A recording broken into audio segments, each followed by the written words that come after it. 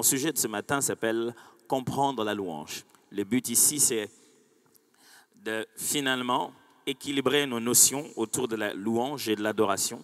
Je ne pense pas qu'à la fin, vous devez avoir une définition en disant « la louange c'est ». La louange c'est. Vous savez, en matière de définition, il y a plein de choses qui changent toujours. Mon but à moi, c'est de vous donner les éléments obligatoires qui doivent être dans la louange. C'est-à-dire, quand vous voulez définir la louange, nonobstant la manière dont vous allez aborder cela, mais ces éléments font partie de ce qu'on appelle une louange et on doit aussi comprendre cela. Par comprendre, je ne parle pas seulement de maîtriser la théorie, mais de savoir quoi faire. Quand vous avez compris, vous devez devenir intentionnel. Vous savez que je sais que la louange, c'est ça, donc c'est pourquoi je le fais comme ceci, c'est pourquoi je le fais comme cela. Avant, quand je ne comprenais pas comment on préparait le foufou, pour ceux qui nous suivent en ligne, le foufou, c'est le repas principal national reconnu par la Constitution de la République. C'est le repas central, le RDC, un mélange de farine de manioc et de farine de blé, de maïs, qui fait un mélange national, qui fait une boule dont on a besoin pour notre... Même Dieu, il sait. Et chez nous, on dit, donne-nous aujourd'hui notre foufou de ce jour.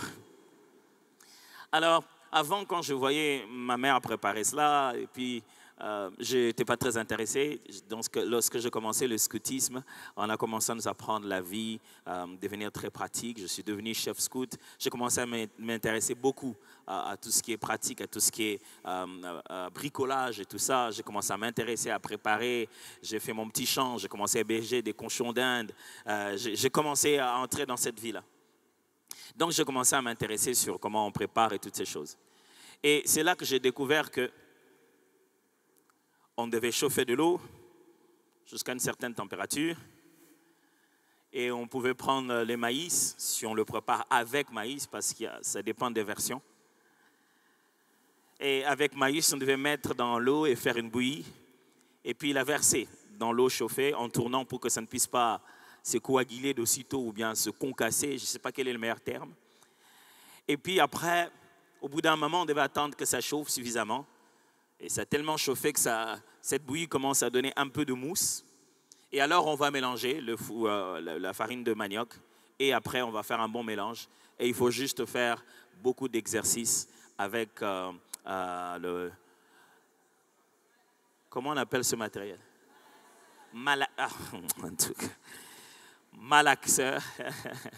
Et puis voilà, on allait avoir la formule finale. Il fallait faire des mouvements de weed tout en se rassurant que ça n'allait pas faire de petits bulles.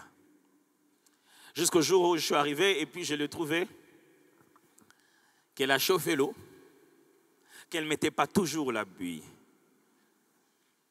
Elle m'a dit, non, je suis pressé. Et elle m'a demandé de prendre le foufou, farine de manioc, et de le mélanger aux farines de maïs avant de les placer dedans. Dans une sorte d'assiette, dans une sorte de casserole, j'ai pris la quantité voulue pour les deux farines, je les ai mélangées. J'ai dit, mais on ne devait pas faire de bouillie avant. Elle dit, toi, mélange seulement. J'ai mélangé à ce moment-là, il faisait beaucoup de choses. Vous savez, ma mère, c'est parmi les héroïnes de la nation. Celle qui a dû nous élever tous, on est nombreux et il y a plein de garçons. Je me souviendrai toujours du jour où elle est entrée et elle s'est rendue compte que ça faisait à peine une semaine qu'elle a acheté le sac de foufou et le sac de maïs, mais que c'était déjà à 20%. Elle a littéralement pleuré.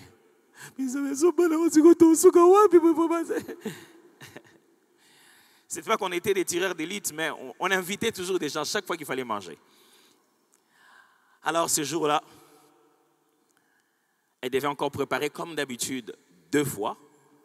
Il y avait ceux de premier gond et ceux de second gond. Donc parce qu'une seule casserole ne suffisait pas pour nous tous. Elle devait préparer premier tour et puis deuxième tour.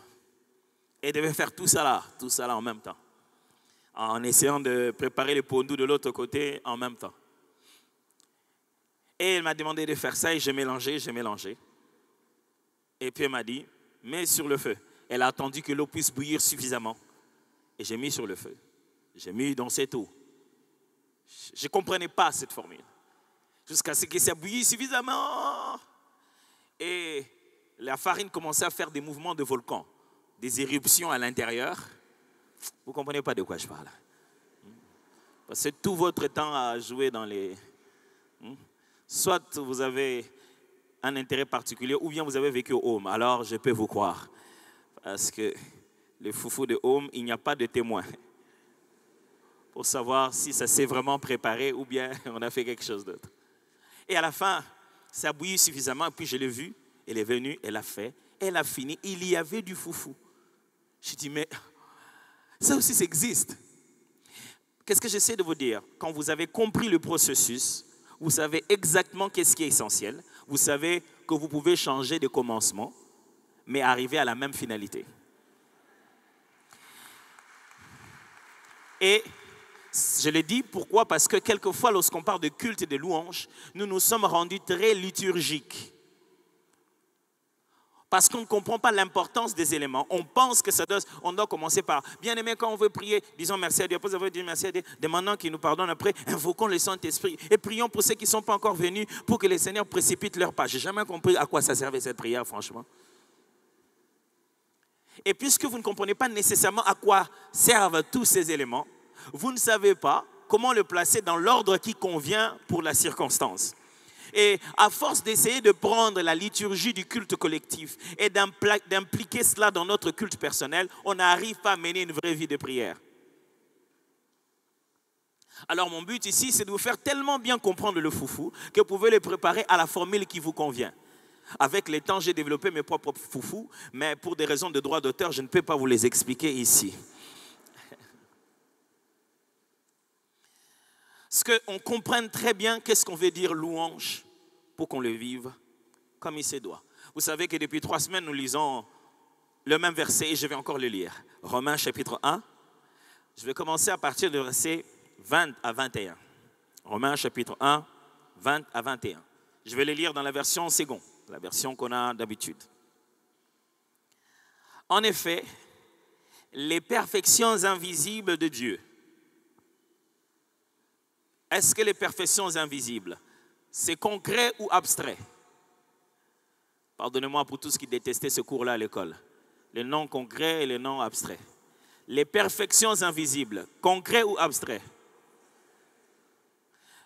On est à l'église, tu ne peux pas tricher. C'est concret ou abstrait? Voilà. Sa puissance éternelle et sa divinité, c'est concret ou abstrait? Puissance éternelle et divinité, concret ou abstrait? Il y a maintenant confusion maintenant. Abstrait encore. Écoutez la suite. Se voit comme à l'œil depuis la création du monde quand on les considère dans les ouvrages. Se voit. Ça devient maintenant concret. Toutes ces choses qui sont abstraites se voient pourtant. Paul sous-entend que la perfection invisible, les perfections invisibles de Dieu se voient. Paul dit qu'on ne peut pas dire que Dieu ne se voit pas, Dieu se voit, sa divinité se voit. Paul dit que sa puissance éternelle se voit. Il suffit de savoir où regarder et savoir en quel endroit Dieu a placé tout ça. Il dit donc, les perfections invisibles de Dieu, sa puissance éternelle, sa divinité, se voient comme à l'œil nu, comme ça là, comme nous tous. C'est où? Il dit, quand on les considère dans ces ouvrages. Si vous demandez l'intelligence de l'architecte, vous ne pouvez pas le voir, c'est dans son cerveau. Mais l'intelligence de l'architecte se voit lorsque vous le considérez dans son ouvrage. C'est de ça qu'il est en train de parler. Ils sont donc inexcusables. Il parle ici de qui? Il parle de ces gens, vous vous souvenez, qui retiennent la vérité captive. Ceux qui ne veulent pas croire en Dieu, ceux de ce monde qui voient les œuvres de Dieu, mais qui réfutent toute sa divinité. Ils sont donc sans excuse. On ne peut pas les pardonner. Ils ne peuvent pas dire qu'on comprenait, on ne comprenait pas. Ceux qui vous racontent que non, je ne connais pas Dieu, alors je ne pourrais pas aller en enfer, ce ne serait pas ma faute, celui qui m'a pas bien fait comprendre. Et le texte dit ici, il n'y aura pas d'excuse. Comme on dit en droit, nul n'est censé ignorer la loi, nul n'est censé ignorer Dieu parce qu'il est dans son ouvrage. Donc personne ne voudra se tenir devant et dire « Dieu, je ne te connais pas parce que je ne t'ai jamais vu. » Dieu dit « Je suis là et je suis dans l'œuvre que j'ai faite. » Ils sont donc inexcusables puisqu'ayant connu Dieu, ils ne l'ont point glorifié comme Dieu. Voilà, lorsqu'on connaît Dieu, il y a des attitudes vis-à-vis de cela. Ayant connu Dieu, il faut faire quelque chose. Je me souvenais, quand on grandissait, j'entendais les grands frères, comment ils se donnaient des cours de drague. Vous savez, on se partage toujours des expériences. Je ne sais pas pourquoi, quand on grandissait, les gens qui donnaient beaucoup de leçons comment draguer les filles aux autres, eux-mêmes n'en avaient jamais encore. Bon, c'est pas grave. On découvrait ça qu'après. Et je les ai vus appliquer ça. Je ne sais pas pourquoi ils se mettaient toujours dehors, ils voyaient les jeunes filles passer, et ils appelaient. Ma sœur. Alors la jeune fille passe comme si elle n'entendait rien. Mais vous sentez que son mouvement a changé. Et elle a commencé à marcher avec un autre rythme. Et puis il lui dit cette chose qui est à la fois absurde mais très puissante. Ma sœur, ça veut dire tu es une créature. Normalement, ça c'est quelque chose qu'on peut dire aussi aux chiens. On peut dire aussi aux oiseaux. Mais dit et que là, ça fait toute la différence. Du coup, elle les savait. Mais maintenant qu'on lui a dit, ça fait différent. Dit, je ne pouvais pas résister. J'étais là-bas, mais je t'ai vu. En tout cas, toi, Dieu t'a créé. On peut dire ça de tout le monde. On voit la splendeur, on voit la beauté, on se dit, on ne peut pas rester insensible. Ce qui va vous étonner, c'est qu'en fait, le mot louange en hébreu,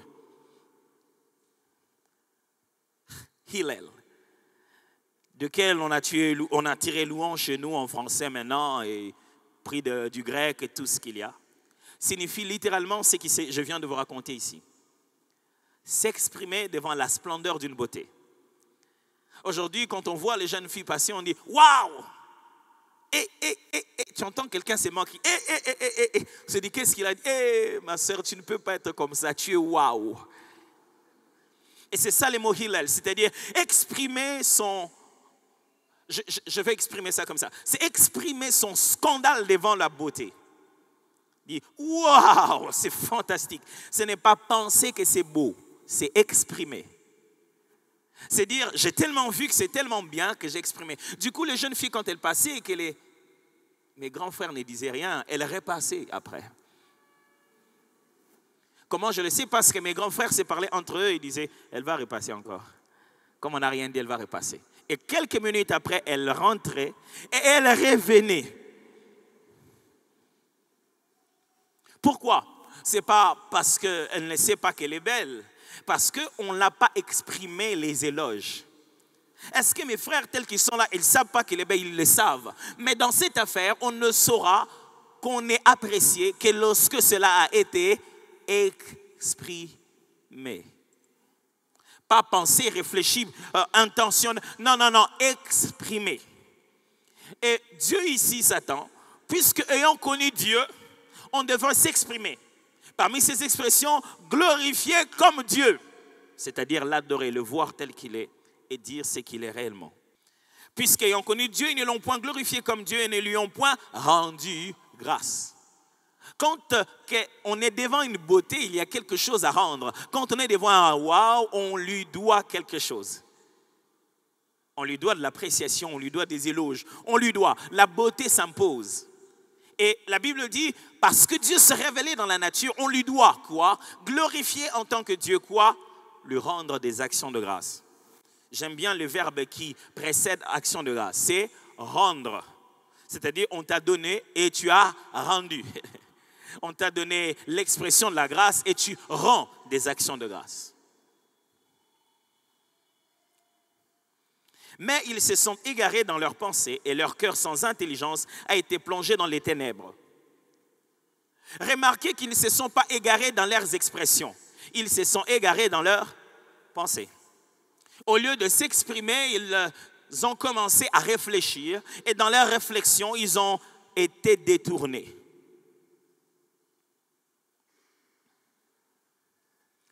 Première vérité. La louange commence par l'action de Dieu et l'adoration par la connaissance du Dieu de l'action. La louange commence par l'action de Dieu et l'adoration par la connaissance du Dieu de l'action.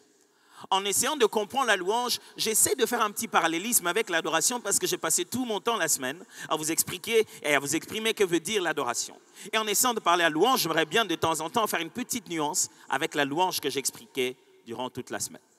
Si vous n'avez pas pu être là pendant la semaine, consultez notre YouTube, regardez dessus, Fila Cité d'Exaucement, vous trouverez les cultes qui sont encore laissés pour que vous puissiez bien les consulter et reprendre les messages qui sont dedans. Quel est le point de départ de la louange? Pour qu'on puisse commencer à dire, à rendre des éloges. Louer veut simplement dire rendre des éloges, apprécier et donner des qualificatifs qui sont liés à l'œuvre. Pour qu'on puisse commencer à dire que c'est beau, ça doit d'abord être, n'est-ce pas? Il faut que la chose soit avant que je ne puisse commencer à dire que c'est bien. C'est comme quelqu'un qui dit « Ah, j'ai bien mangé pendant qu'on ne l'a pas servi. » A dit « La nourriture était bonne pendant qu'il n'a pas mangé. » Il faut qu'il y ait d'abord la chose pour laquelle on doit faire des éloges. On doit d'abord être en présence de cette chose. L'action doit d'abord être posée.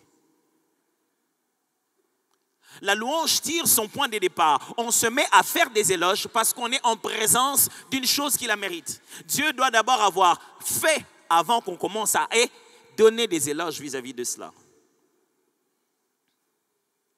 Dans mon livre Redéfinir la louange, j'insiste sur le verbe faire dans 3 différents temps. A fait et fera. Et il y a un principe que je mets là-bas en disant on loue Dieu par la mémoire, par l'expérience et par la promesse. C'est-à-dire on se souvient de ce qu'il a fait dans notre mémoire et on voit ce qu'il fait maintenant dans notre expérience et on anticipe ce qu'il fera, qu'il a dit dans sa promesse. Mais Dieu sait qu'il doit faire pour être loué.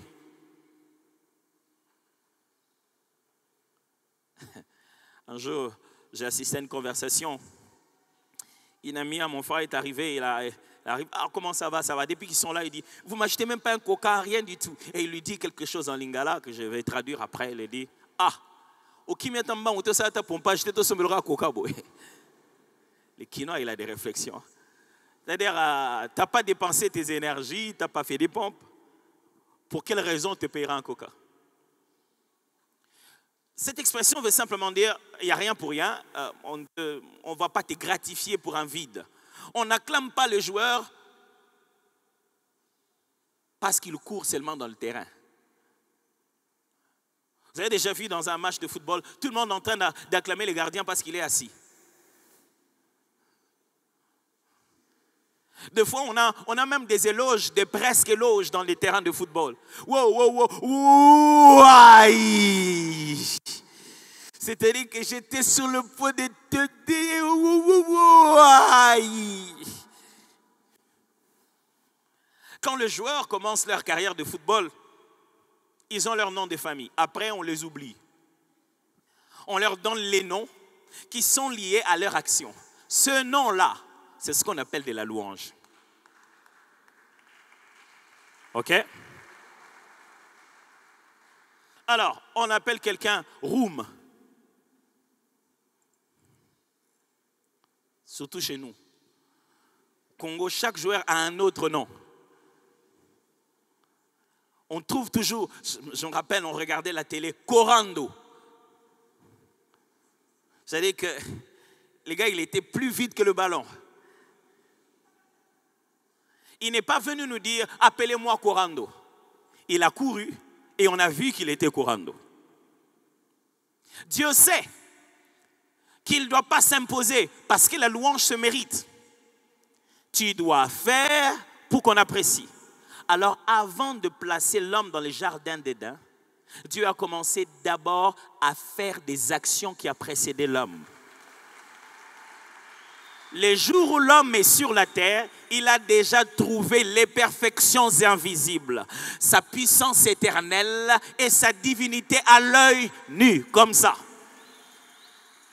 Le jour où l'homme est conscient de son humanité, il a déjà trouvé Dieu digne de louange. Dieu fait des choses. Il en a fait. Avant même que vous puissiez exister, il en a fait. Vous êtes le résultat de son œuvre. Et jusqu'aujourd'hui, il en fait. Et demain encore, il en fera. Et il va renouveler ses bontés chaque jour, juste pour vous prouver qu'il est digne de louange. Aujourd'hui, je vais vous raconter beaucoup des histoires de ma vie. Quand j'étais plus jeune, avant que je ne devienne père des 4 enfants, que je me rende compte, un jour, j'ai rencontré quelqu'un qui m'a dit « Ah, pasteur, j'étais allé dans une mine. » Et c'est elle qui s'occupait de la sécurité. Elle dit, pasteur, vous avez prié pour moi. J'avais 11 ans. Et j'ai dit, hey, j'ai vieilli. J'étais acrobate, donc je faisais des chutes et tout ça là. On allait faire, on mettait les pneus et on faisait des chutes. Vous voyez pas de quoi je parle? Les hommes, ils savent de quoi je parle. Ça va les gars? À ce moment-là, elle faisait les Django, donc c'est pas le même sport. On mettait un peu de bois dans le pneu, vous vous souvenez? On mettait un peu de sable et on mettait ça comme ça. Et deux. Et celui qui calait, on lui demandait de dire lipa. Vous connaissez ça? Et il disait lipa. C'est pas grave, c'est pas grave.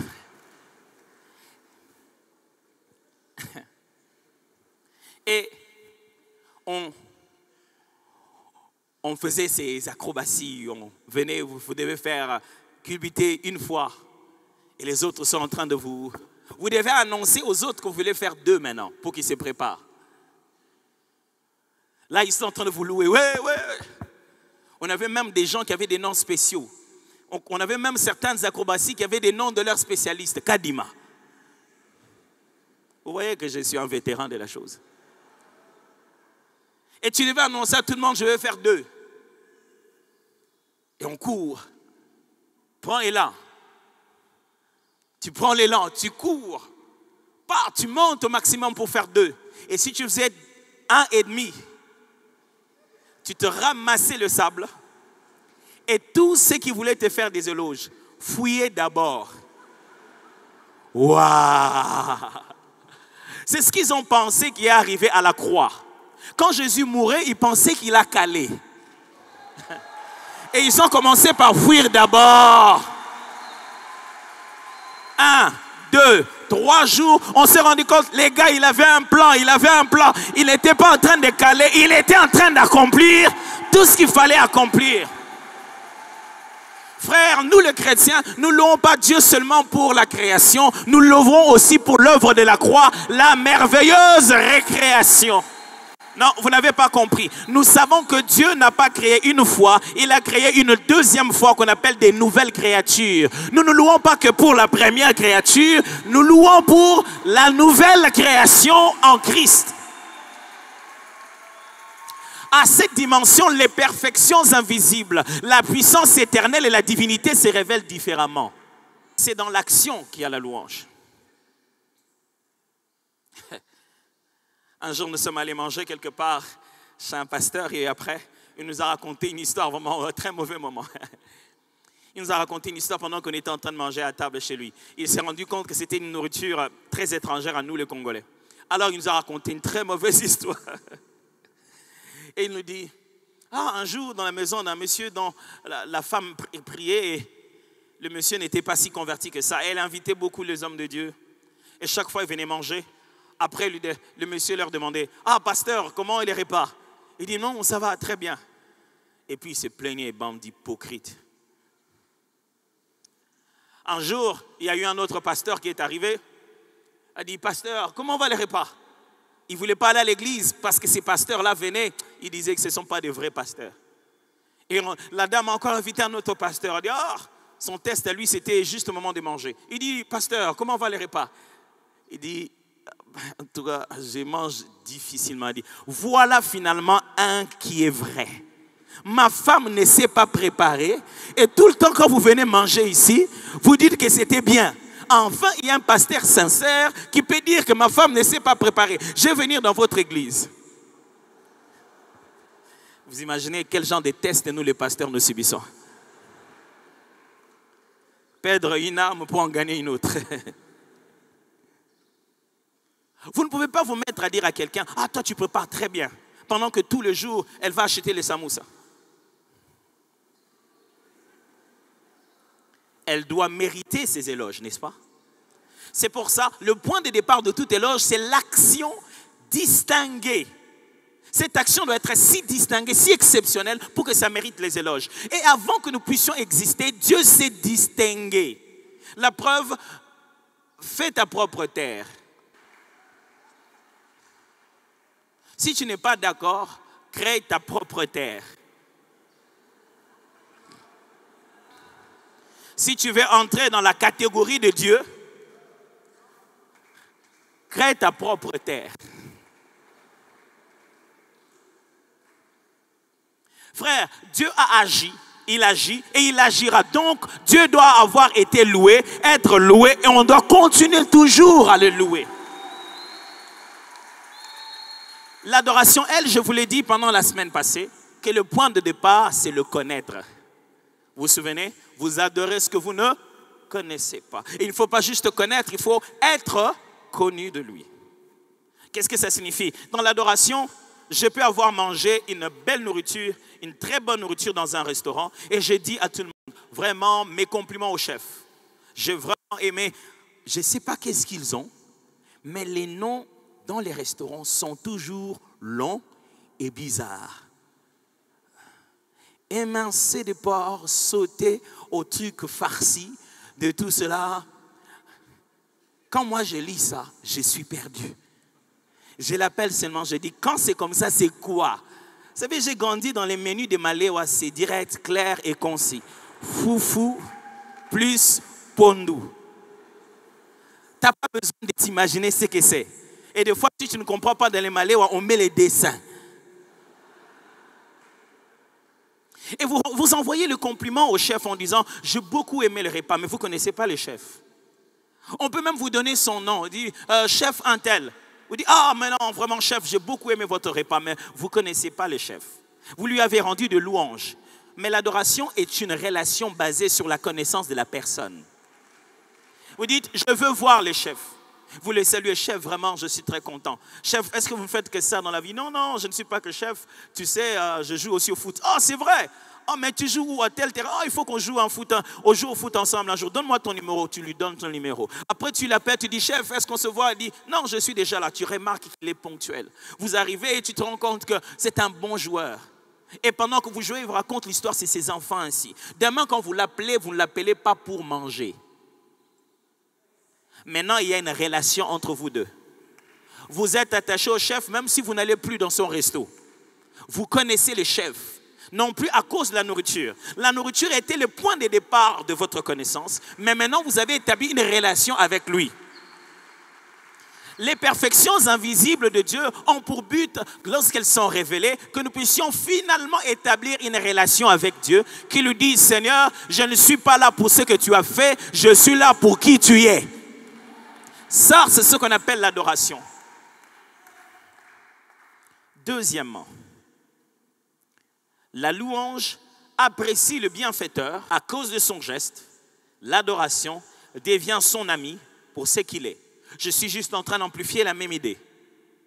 La louange apprécie le bienfaiteur à cause de son geste. Mais l'adoration devient son ami pour ce qu'il est. L'exemple du chef cuisinier que je vous ai donné est amplement suffisant. La louange apprécie le bienfaiteur. Il a fait quelque chose, son geste, et j'apprécie ce qu'il est et ce qu'il a fait.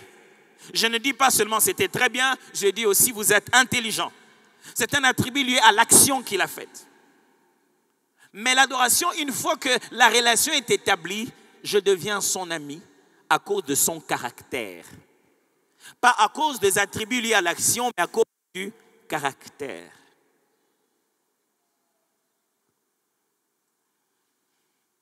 C'est pour cette raison quand vous allez voir une jeune fille, dites, ma soeur, moi vraiment je vous apprécie, j'aimerais qu'on puisse se marier.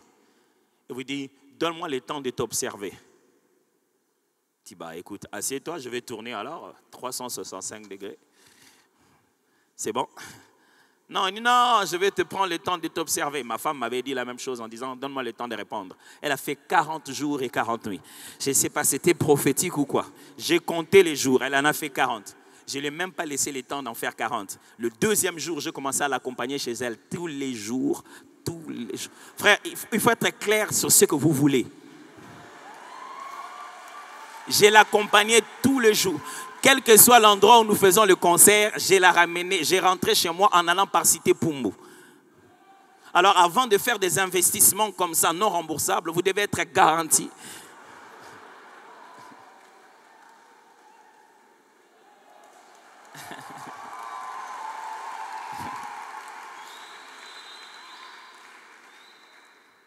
Ici, généralement, la femme se dit, tiens, tu avais changé ton angle de vue.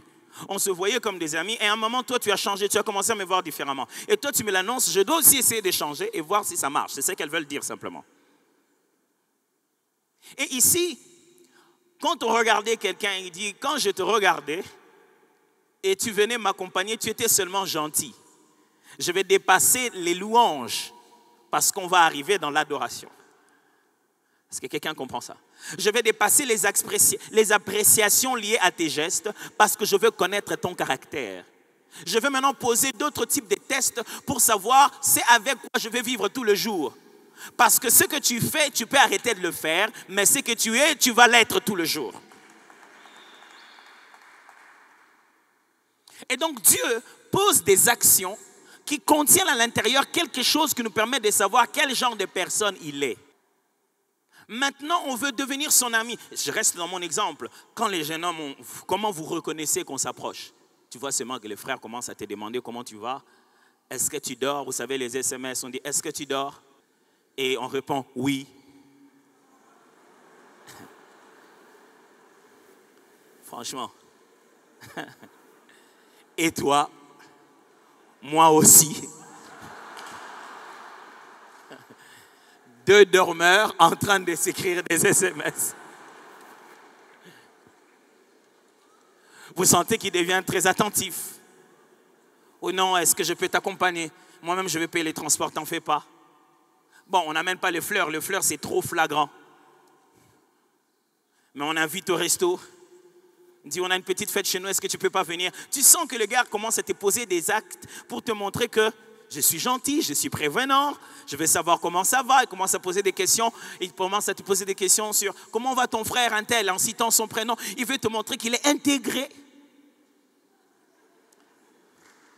Pour que le jour où il va te dire qu'il t'aime, tu te dis j'ai déjà vu les actions. Puisque le verbe aimer est un verbe qui est obligé de se conjuguer par d'autres actions, Dieu conjugue les actions avant de dire qu'il aime. De sorte que quand tu as vu ce qu'il a fait, tu ne doutes pas de ses sentiments pour toi. 3. Ce troisième point, c'est là que je vais finir. Ce troisième point me permet de vous montrer le processus de la louange. Alors, il est assez long. Ne vous inquiétez pas parce que je vais y aller progressivement après l'avoir dit. Voici comment se passe le processus de la louange et de l'adoration. Je l'ai mis comme un processus. Il y a d'abord révélation de Dieu par l'action. Vous avez retenu ça? Il y a d'abord révélation de Dieu par l'action. Puis, contemplation de l'homme. Contemplation de l'homme. Puis, attitude de reconnaissance. Toujours de la part de l'homme. Puis, appréciation des attributs manifestés dans l'œuvre. Appréciation des attributs manifestés dans l'œuvre.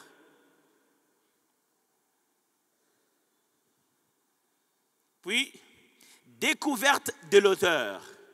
J'ai dit, il y a d'abord révélation de Dieu par l'action, contemplation de l'homme, attitude de reconnaissance, appréciation des attributs manifestés dans l'œuvre et découverte de l'auteur. Et enfin, établissement d'une relation éternelle d'amour. Enfin, établissement d'une relation éternelle d'amour. OK? En réalité, je vous ai parlé de 5 étapes et j'aimerais bien vous les expliquer. Dans la louange, même lorsque ça va aboutir à l'adoration, tout commence par l'action, vous vous souvenez, n'est-ce pas? L'action de Dieu est toujours imbibée de sa nature. Il fait afin que l'on sache qu'il est l'Éternel. Donc dans ses actions, il met du lui toujours pour que ça soit fait de sorte qu'on reconnaisse que ça c'est lui. Donc le point de départ commence par un Dieu qui se révèle. Il se révèle à travers une action. Quelle que soit cette action peut être te donner du travail, cette action peut être te bénir autrement, cette action peut être enlever tes ennemis sur ton parcours, cette action peut être te justifier dans un cas difficile, t'apporter la guérison, cette action peut être, beaucoup d'actions, toute forme d'action que Dieu fait, il se révèle. Tout commence par un Dieu qu'on ne sait pas comprendre, ses perfections invisibles et tout cela, mais il les rend à l'œil nu. On est toujours dans notre texte.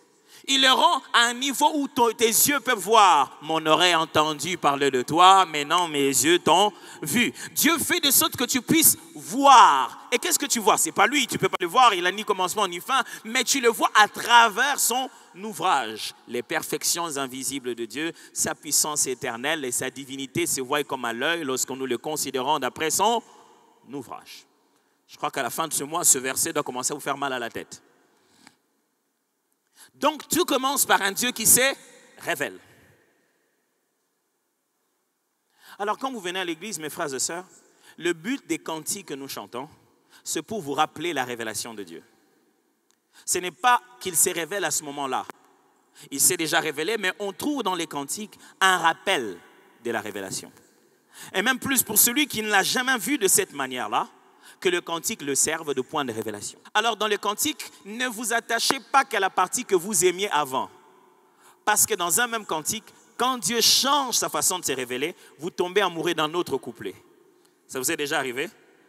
Le même cantique, vous aimiez cette partie. Un bon matin, vous commencez à aimer l'autre. Le même album, vous aimiez les cantiques connus. Un bon matin, vous commencez à aimer un cantique que vous ne pensiez pas avant. Ça commence à avoir du sens pour vous. Parce que vous l'expérimentez maintenant. Vous savez de quoi on parle là-dedans. Alors Dieu se révèle. Et quand on commence le culte, mes frères et sœurs, du début jusqu'à la fin, on essaye de nous rappeler la révélation de Dieu. Pas de nous faire chanter. On essaye d'allumer le point de départ de la louange.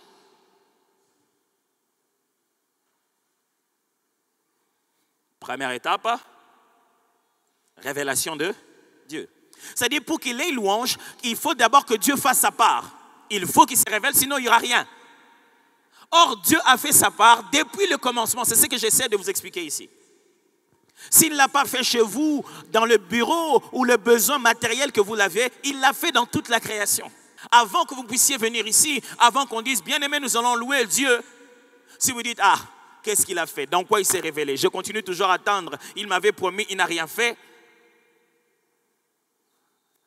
Le psalmiste alors dit, je te bénis de ce que tu as fait de moi une créature si merveilleuse. Et même s'il n'y avait personne, ni musique, ni quoi que ce soit dans ces temples, Dieu se serait révélé par vous. Vous êtes l'œuvre de sa manifestation. Vous seul suffisez pour louer Dieu. Aidez-moi à dire ça aux voisins. Vous seul suffisez pour louer Dieu. S'il n'y avait personne et que vous êtes venus vous seul, vous êtes l'œuvre de sa manifestation. Vous, sans musique, sans chorale, vous seul suffisez pour louer Dieu. Amplement suffisant, vous seul. Donc, il y a d'abord révélation de Dieu. Deuxième étape, contemplation. Qu'est-ce que c'est que la contemplation? La contemplation, c'est le temps que nous prenons à regarder en détail la particularité et le côté exceptionnel de l'œuvre. On n'a encore rien dit à l'auteur, on n'a encore rien dit de ce que l'auteur est, mais on est en train de vivre le wow de l'œuvre. J'entends souvent les femmes, on leur présente un pagne avec des motifs et dit « Waouh, il est pourtant au piment. » Il commence d'abord à décrire la particularité.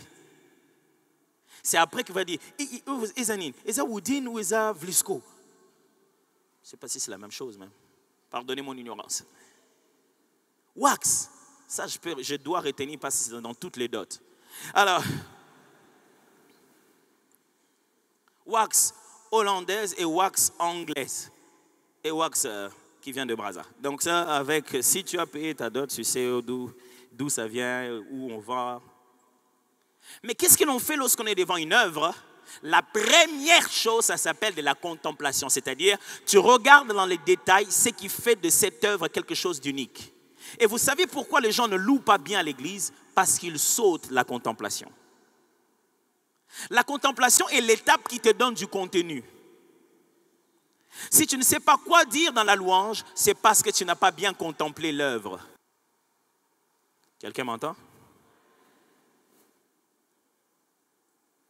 Si tu n'as pas été attentif à l'œuvre, si tu n'as pas bien regardé, si tu n'as pas bien apprécié l'œuvre, si tu n'as pas contemplé, le psalmiste dit, quand je regarde les cieux, ouvrage de tes mains, quand je contemple la terre, je n'ai encore rien fait, je n'ai encore rien dit, je ne fais que contempler, je regardais en détail. Les hommes mariés, j'aimerais votre sincérité, nous sommes à l'église. Vous savez ces jours où votre femme se fâche parce que vous ne lui avez rien dit pour ses cheveux? Je sais qu'elle est là à côté, ne réjouit pas beaucoup, mais le jour où elle n'est pas fâchée, j'ai fait tout ça. Au moins, même pas qu'il n'a changé Manzaka. Bon. Qu'est-ce qu'ils sont en train de dire? Ils sont juste en train de dire, vous avez un problème de contemplation. Vous n'êtes pas suffisamment attentif. C'est-à-dire que dès qu'elle vient, il faut scannage. Qu'est-ce qu'elle a ajouté? Qu'est-ce qu'elle a enlevé? Qu'est-ce qu'elle a ajouté? Si tu ne dis pas, elle te dit, tu n'as pas vu que j'ai porté mon habit ici, je ne l'ai jamais porté avant. J'ai dit, maman, franchement, on ne joue pas à qui connaît la garde-robe de l'autre. Je ne peux pas retenir tous ces habits. Elle dit, ah ouais, c'est ça. Donc quand je viens, que j'étais loin, je rentre, je fais d'abord les scannages de contemplation. Si je n'arrive pas à voir dans le regard de ma femme, tu peux sentir qu'elle t'a dit, donc tu n'as rien vu quoi. Il y a des yeux qui parlent. Hein? Fais seulement le mouvement, tu dis, qu'est-ce qu'on veut me montrer, Seigneur?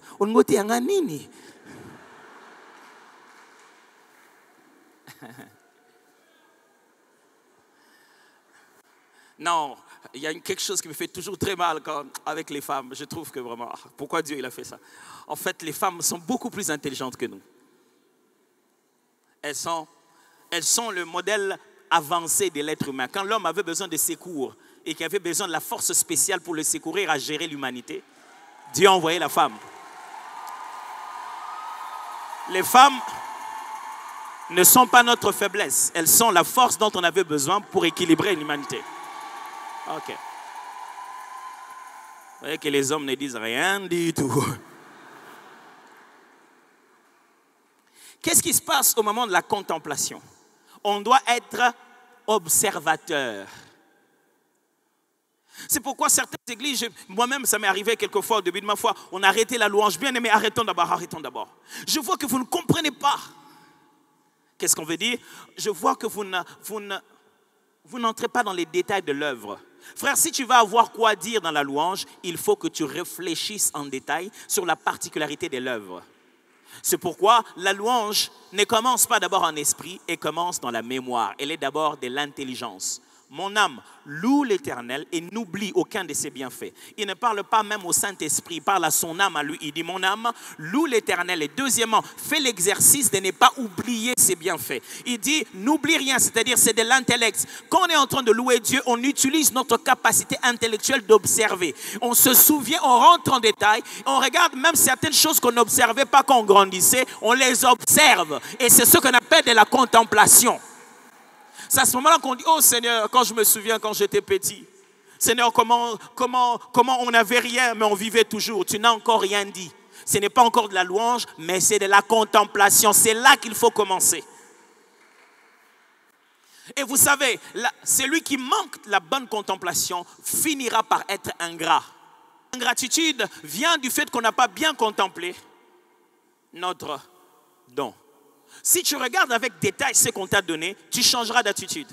Je me souviendrai une fois, je devais faire un cadeau à ma femme, je lui ai donné.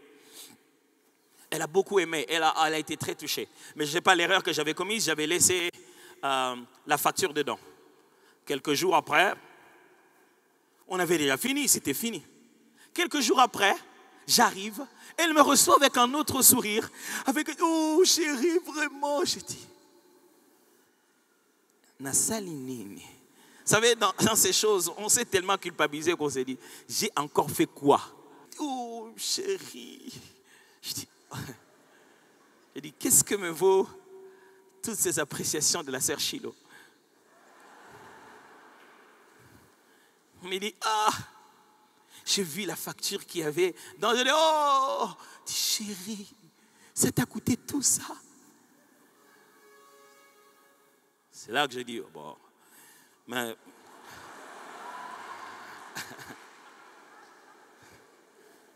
C'est l'occasion arrivée, je dis, mais attends, voilà, tu as beaucoup de valeur à mes yeux, tu vois. Même si ma poche me disait, ça t'a coûté tout ton salaire, ouais. Et la raison pour laquelle Dieu ne se sent pas comme moi, je me suis senti ce jour-là, c'est parce que nous n'avons jamais vu la facture.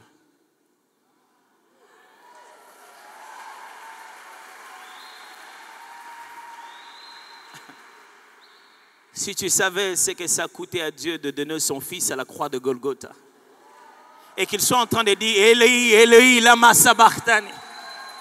Si tu savais comment Dieu se sentait quand il abandonnait son fils unique, quand on dit louer, tu n'allais pas faire ce que tu fais.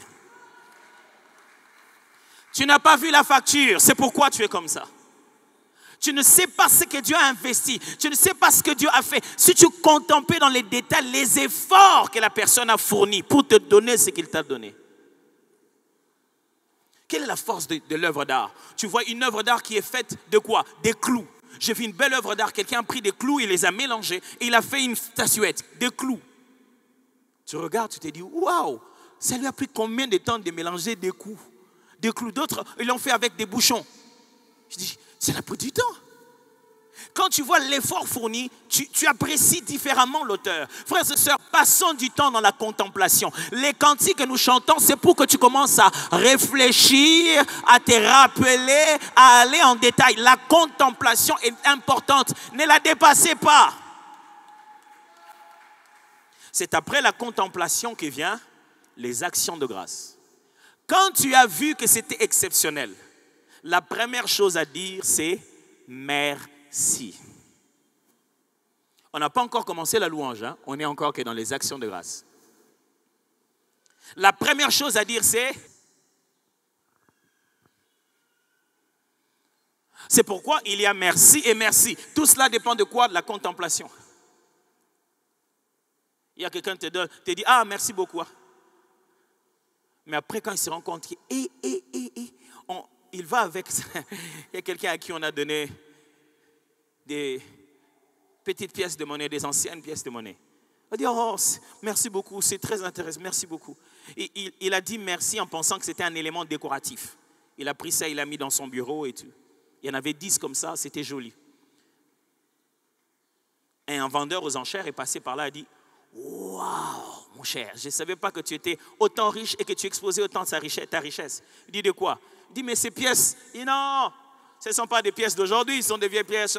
Ça ne sert à rien aujourd'hui, je ne peux rien acheter avec. Il dit, détrompe-toi, une de ces pièces vaut $100 000.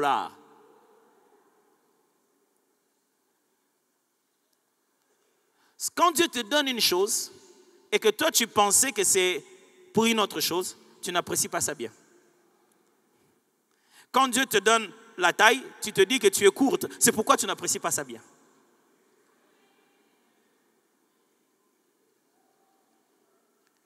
Quand Dieu te donne un teint et tu penses que tu es sombre, c'est pourquoi tu n'apprécies pas ça bien. Et tu ne sais pas dire merci comme il se doit. Frères et sœurs, Dieu dit, ils sont donc inexcusables parce qu'ils ont vu ce que Dieu a fait et ils n'ont pas rendu grâce. Frères et sœurs, grâce c'est rendre, c'est-à-dire on t'a donné, tu as rendu. Quand on te dit, rends-moi mon argent, c'est-à-dire donne-moi ce que je t'avais donné. Les actions de grâce, c'est ce que nous rendons à Dieu à cause de sa grâce.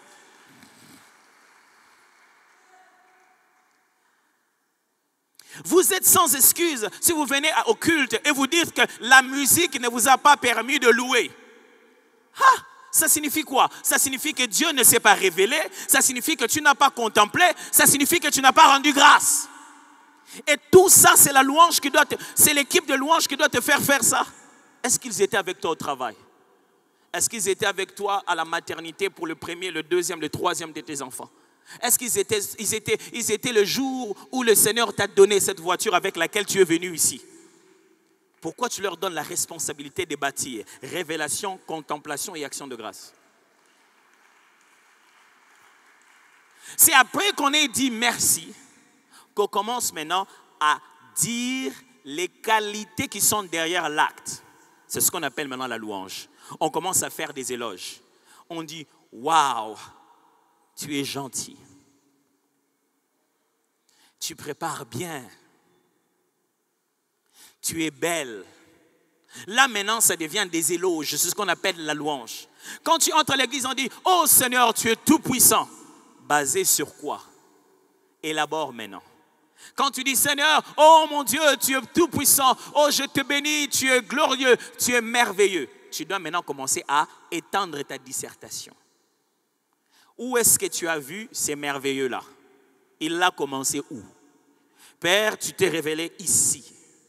Et tu commences maintenant à entrer dans la contemplation. Tu vas dans des détails. Seigneur, quand j'étais encore rien, lorsque personne n'avait les regards sur moi, tu me regardais comme tu me regardes aujourd'hui. Tu n'as pas changé de regard. Certains qui me regardaient en bas, de haut. Et le jour où tu m'as élevé, ils ne sont pas à l'aise de me regarder de bas. Mais je n'ai pas intention de monter au-dessus d'eux. Mais leur regard a changé. Mais tu me regardais comme ça quand j'étais encore dans la faiblesse de mes péchés. Et tu me regardes de la même manière. Tu n'as pas changé tes yeux en disant « Mais non, tu es plus fort, je te prends avec plus de considération. » Non, tu me regardais toujours comme ça, avec le même amour. Je ne suis qu'en train de contempler encore. Et Seigneur, je te dis merci de ce que personne d'autre ne l'a fait pour moi. Ce que tu as fait est exceptionnel. Je suis en train de rendre grâce. Et puis j'ai dit, qui est comme toi? Le Dieu dont les yeux suffisent. Je n'ai jamais vu tes yeux, mais ton regard, je le ressens. Je commence maintenant à rendre des éloges. Mes frères, ça commence avant la musique. Le dimanche prochain, je vais vous parler des expressions de louange. Quelles sont les différentes façons de s'exprimer dans la louange? Et je vous permets de faire nuance entre bénir l'Éternel, élever l'Éternel et exalter l'Éternel. Parce que des fois qu'on dit bien-aimé, bénissons le Seigneur, on est perdu. Et quand nous disons bien-aimé, élevons le Seigneur, nous on élève les mains. Frère, ce n'est pas ça le Seigneur. Et quand on aura fini d'apprendre comment on exprime la louange, nous viendrons à 16h30 le dimanche prochain pour en faire une pratique. Aujourd'hui, j'aimerais juste que vous rentriez vous-même en vous disant, est-ce que j'avais compris? Est-ce que j'ai capturé la révélation? Est-ce que j'ai contemplé dans les détails? Quand tu rentres à la maison, regarde tes enfants, contemple-le. Ne regarde pas que leurs erreurs. Le diable ne te montrera que le mauvais côté pour que tu ne puisses pas louer. Regarde le bon côté. Si tu vois tes échecs, dis-toi une chose. Au moins, je sais ce qu'il ne faut plus faire. Même dans tes échecs, il y a un sujet de louange pour Dieu. En quittant aujourd'hui, en rentrant à la maison, souvenez-vous que de tout ce qu'il a fait, dans toutes circonstances, nous devons lui rendre grâce. Pour ce qui nous fait pleurer, a dit, je pense qu'on peut le faire aujourd'hui, non? Est-ce qu'on ne peut pas louer Dieu aujourd'hui?